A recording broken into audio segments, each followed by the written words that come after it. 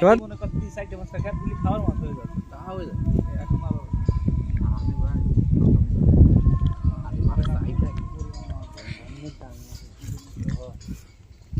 আমার কাছে কথা মাছ বা দোকান না একদিন একটু আসতে হবে ধরতে হবে পরীক্ষা নিয়ে আইছিলাম মাঠ খরচ না কোন দিকে এদিকে বাড়ছে নাকি ভালো যাচ্ছে আন্দাজ আমার কাছে যায় না। এখন তো রাস্তায়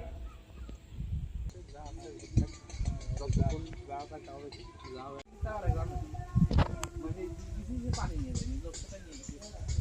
এইবার ডাকুন না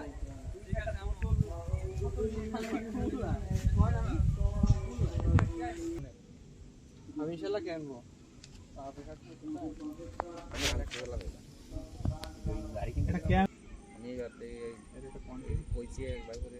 আপনি সারতে এইটুকু সার দিয়ে ই করবেন যে ব্লক আছে যদি কারো যদি মানে পায়খানা ক্লিয়ার না হয় যদি কষা পায়খানা হয় তাহলে সার দিলে যে ভাই 3 দিন ধরে পায়খানা হয় না কি খালি ক্লিয়ার হবে তাও সার দিলে পাবেন ইউটিউবে এমন একটা অবস্থা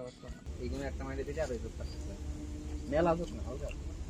এটা খালি আর কি সুজায়